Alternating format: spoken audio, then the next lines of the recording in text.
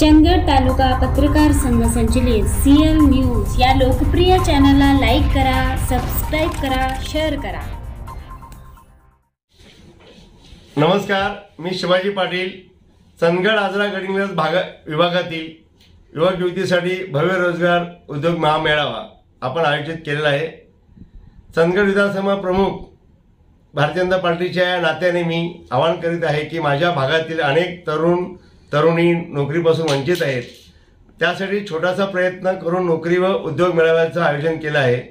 मित्रांनो, मी तुम्हाला विश्वास देतो की ह्या मेळाव्यातून तुम्ही कुणीही रिकाम्या हाताने परत जाणार नाही याची 100% खात्री देतो।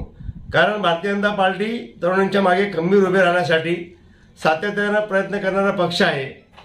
त्याच धर्तीवर मी या ठिकाणी आपल्यासाठी रोजगार नोकरी मिळवण्यासाठी हा मेळावा आयोजित केला आहे। भविष्यात साथ पाहून यापेक्षाही मोठ्या आणि खूप मोठ्या कंपन्या ठिकाणी खेचून आणण्याचा आपल्या जीवावर मी प्रयत्न करणार आहे। मित्रांनो, राजकारण न करता, राजकारणात न अडकता समाजकारण करण्यासाठी एक जणांनी पुढे येऊन चंदगड आजरा गडिंग्लजमधील सर्व तरुणींना या मेळाव्याला भाग घेऊन लाभ घ्यावा।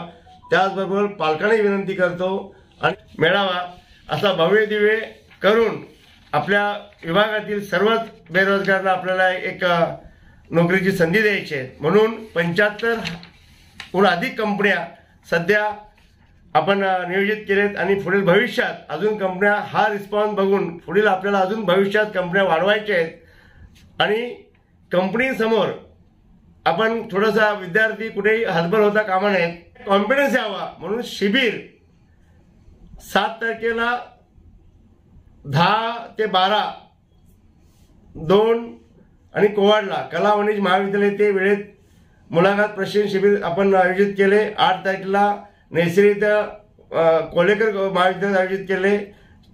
हलकर्णी भागात हायस्कूल गडिंग्लज इथे आयोजित केलेले। सगळ्यांनी याचा वेळ आपल्याला माहिती घेऊन सर्वांनी आपल्या शिबिरामध्ये भाग घ्यावा, जेणेकरून कंपनीसमोर बोलते वेळी आपला कॉन्फिडन्स सर्वांना चांगल्या रीतीने रिस्पॉन्स दिला पाहिजे आणि आपल्याला या रोजगाराची संधी आपल्याला प्राप्त करायची। आणि यासाठी मी एकदा पुन्हा आवाहन करतो की सगळ्यांची मदत लागेल, म्हणून आपल्याला याला सहकार्य करा हीच अपेक्षा। बंधू भगिनी, माझे सहकारी, माझे बूथ प्रमुख, शक्ती प्रमुख, प्रभारी, सर्वच पदाधिकारी, आमच्या गावातले सरपंच, पोलीस पाटील आणि सर्वच कार्यकर्त्यांनी हा कुठला राजकीय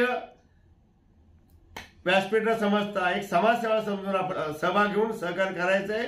आणि यासाठी आपल्याला अनेकदा विनंती करतो, सगळ्यांना आपल्याला याचा लाभ घ्यायचा आहे आणि आपल्याला याच्यासाठी सर्वांना धन्यवाद।